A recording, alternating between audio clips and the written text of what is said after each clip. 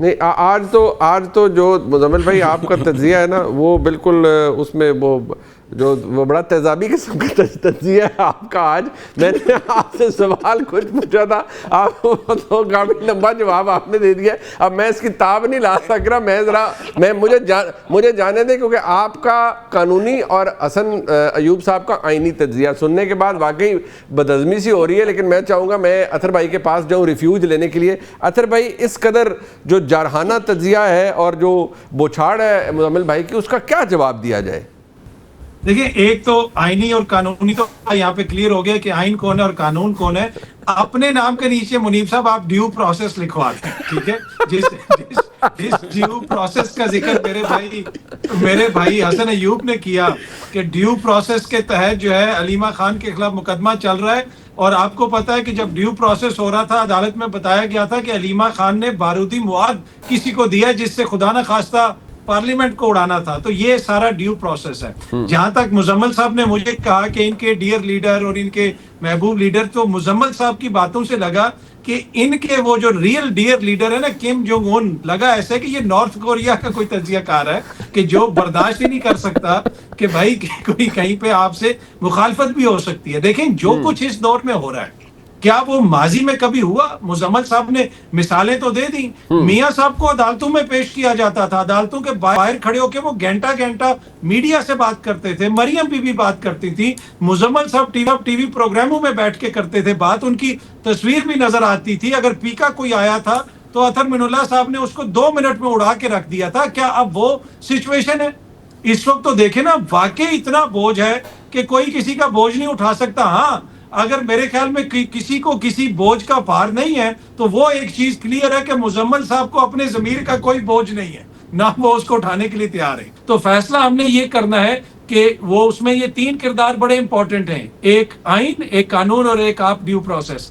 جب تک یہ چیزیں نہیں حل ہوں گی, یقین کیجئے معاملہ اسی طرح چلتا ہے. مطلب آپ پروگرام کے اندر تینوں جو چیزیں ہیں نا ان کو ہم سے ایٹریبیوٹ کر دیا. مطلب مجھے تو آپ نے خامخواہ بیچ میں رگڑ دیا ہے اور خود کو آپ نے سائل بنا دیا ہے, یعنی خود کو آپ نے مظلوم بنا دیا. لیکن چلے میں ہمارے آئینی دوست جو ہیں جناب حسن ایوب صاحب, میں ان کے پاس جاتا ہوں. حسن ایوب صاحب, جس آپ خوبی سے مسکرا رہے تھے بلکہ ٹھٹھے لے رہے تھے, جس سے مزمل صاحب کچھ باتیں فرما رہے تھے, وہ اگر اطہر بھائی جب یہ پروگرام دیکھیں گے تو اس سے ان کو بھی دکھ ہوگا کہ یار چلے مزمل بھائی کر رہے ہیں, قانون آن سلاٹ کر رہے ہیں, آئین نے بھی کرنا شروع کر دیا ہے. تو ذرا مجھے صرف یہ بات بتائیں کہ ڈیو پروسیس کی جس میں جو مجھے کہہ دیا جناب اطہر صاحب نے, وہ تو نہیں فالو ہو رہا نا, یا قانون اور آئین کے مطابق تو معاملات نہیں چل رہے. اتنا تو ایکسیپٹ کرنا چاہیے. ماضی میں لوگوں کے ساتھ غلطی ہوئی تو آج بھی میاں صاحب یا اور دیگر لوگ دے ور رانگڈ, آج بھی ہو رہا ہے, ایسا ہی ہو رہا ہے بائی اینڈ لارج. پہلی بات تو یہ ہے کہ 26 نومبر والا جو مقدمہ چل رہا ہے تھانہ صادقہ آباد والا, جس کی میں نے بات کی ہے اور اس پر بارود کی بات کر دی ہمارے پیارے بھائی اطہر کاظمی صاحب نے, کہاں پر بارود کا ذکر ہے جی اس کیس میں؟ اس مقدمے کی بات نہیں کر رہا میں, جو ان کے اوپر ایک اور مقدمہ ہے تو پھر جس کی میں نے بات کی ہے پھر آپ اس کی بات کریں نا. پھر جو جس کیس کی میں نے بات کی ہے, تجزیہ کیا تھا, پھر آپ اس کی بات کرتے. آپ بارود کو بیچ میں لے آئے ہیں. جس جگہ پہ یہاں پہ آپ ڈیو پروسیس اس مقدمے میں بارود کر رہے ہیں. چل اچھی بات ہے, چلے آپ کی بات سمجھ آ گئی. دیکھیں بات یہ ہے کہ جو میں نے جس مقدمے کی بات کی, اب صادقہ آباد راولپنڈی میں ہے اور انسداد دہشت گردی کی عدالت بھی راولپنڈی ہے.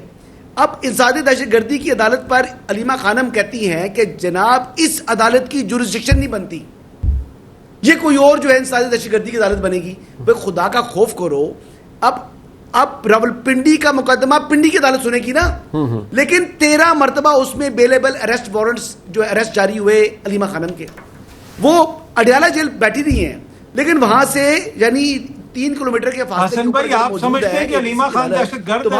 یہ جو دہشت گردی کی عدالت میں ان پہ مقدمہ چلنا چاہیے, وہ دہشت گرد ہیں اور یہ قانون اس لیے بنایا گیا تھا میرے حساب سے یہ مقدمہ چلائے جائیں. اگر 26 نومبر میں تھانہ صادقہ آباد کی FIR کے اندر جو کارکنان کو کنفیس کرنے کے اوپر سزا ہو سکتی ہے والنٹیئرلی, اس میں تو پھر علیمہ خانم کی تو 100% سزا بنتی ہے. اچھا, اس کیس میں جو رول ہے علیمہ خانم کا وہ عمران احمد نیازی یا بشرا بیگم سے کم نہیں ہے. یہ میں بتا رہا ہوں کہ اگر اس کیس میں علیمہ خانم کو کم سزا ہوتی ہے تو پھر بشرا بیگم کو آپ زیادہ سزا نہیں دے سکتے, پھر ان کی سزا بھی کم ہے, پھر علی امین کی سزا بھی کم ہے, پھر عمران خان کی سزا بھی کم ہے. میں صرف اتنا عرض کروں گا کہ ہمیں یہ بہرحال عدالت نے ہی فیصلہ کرنا ہے, بہرحال عدالت نے ہی فیصلہ کرنا ہے, ہم نے تو نہیں یہاں بیٹھ فیصلہ عدالت نے کرنا ہے. اور پھر جب آپ ایک طرف دہشت گردوں کے خلاف لڑ رہے ہیں جو حقیقی دہشت گرد ہیں, جب آپ ایک منٹ اظہر بھائی ایک سیکنڈ, اظہر بھائی ایک سیکنڈ حوصلہ رکھیں. اظہر بھائی سننے کا پہلے آپ نے 26 نومبر والے مقدمے کے اندر بارود لے آئے, پھر جب آپ نے کہہ دیا جی میں کسی اور مقدمے کی بات کر رہا تھا, میں نے تجزیہ تو 26 نومبر نہیں میں بالکل اس مقدمے کی بات کر رہا ہوں کہ جو اچھا ایک منٹ بھائی جان میں ذرا گزارش کروں گا, یہ جعلی گنڈا مقدمہ بنایا کہ بارودی مواد انہوں نے سننا نہیں چاہ رہے, سننا نہیں چاہ رہے. ایک منٹ, دہشت گردی کا مقدمہ ہے یا نہیں ہے, ختم کر دی ہے سر ایک سیکنڈ, دہشت گردی ہے یا نہیں ہے. اظہر بھائی ایک سیکنڈ, اظہر بھائی ایک سیکنڈ, میں ذرا یہ ہمارے حسن بھائی مکمل کر لیں, وہ آئینی بات کر رہے ہیں سر. سر دیکھیں آج صبر کا پیمانہ لبریز ہو گیا کیونکہ میں نے سچ بولنا شروع کر دیا, اور میں وہ بات کر رہا ہوں کہ جو اگر میں غلط کہہ رہا ہوں تو مجھے ضرور ٹوکیں. اطہر کاظمی صاحب جہاں میں فیکچولی انکریکٹ ہوں مجھے روکیں, مجھے کہیں جی آپ غلط بات کر رہے ہو, میں آپ کی تصحیح کرتا ہوں, سو بسم اللہ. لیکن اگر میں بات ٹھیک کر رہا ہوں تو پھر آپ مجھے ٹوکے نا, پہلی ریکویسٹ میری یہ ہے. ٹھیک ہے. دوسری بات یہ ہے کہ علیمہ خانم نے اس کے بعد بھی کچھ 6 مرتبہ ان کے بیلیبل اریسٹ وارنٹ جاری ہوئے, جب ایک بات ڈیسائیڈ ہو چکی کہ کورٹ کی جورسڈکشن ہے تو پھر کیوں نہیں پیش ہوتی. پھر ان کے جو ہے ایک دفعہ یہ بیسیکلی جوڈیشل پروسیس کو اگر کوئی ابیوز کر رہا ہے تو وہ پاکستان تحریک انصاف کرتی ہے, جو علیمہ خان کر رہی ہے یا ان کے دیگر لوگ کر رہے ہیں. ان سے زیادہ جوڈیشل پروسیس کو کوئی ابیوز کرنے والا پیدا نہیں ہوا آج تک. اور یہ سب سے اوپر سے ان کا کمال یہ ہے کہ اوپر سے مظلوم بنتے ہیں. عمران خان صاحب پہلے شخص ہیں جن کو بلینکٹ آرڈر میں مستقبل کے حوالے سے بھی عدالتوں نے جو ہے ان کو ریلیف دیے تھے. جتنی سہولت کاری عمران احمد نیازی کو ملی ہے اتنی سہولت کاری آج تک کسی کو ملی نہیں. اچھا پھر بھی مظلوم بنتے ہیں جی ہمارے ساتھ لٹ کے پٹ کے بھر گئے. آخری بات کروں گا, 9 مئی کے اندر جو مقدمہ تھا, جس طریقے سے گرفتار کیا تھا عمران خان کو ہائی کورٹ سے, ٹھیک اسی طریقے سے B4U جو کہ انویسٹمنٹ کمپنی کا مالک تھا اس کو سپریم کورٹ سے اریسٹ کیا تھا. اور پتہ ہے اس کا وکیل کون تھا؟ لطیف کھوسا صاحب. اچھا جب وہ گرفتار ہوا تو نیب نے گرفتار کیا اسی طریقے سے احاطے سے سپریم کورٹ کے. تو جب اس کو پیش کیا گیا نا تو بندیال صاحب نے کہا تھا اب تو doctrine of past and closed transaction ہے, تو آپ اس طرح کریں کہ آپ اب بیل پوسٹ اریسٹ فائل کریں.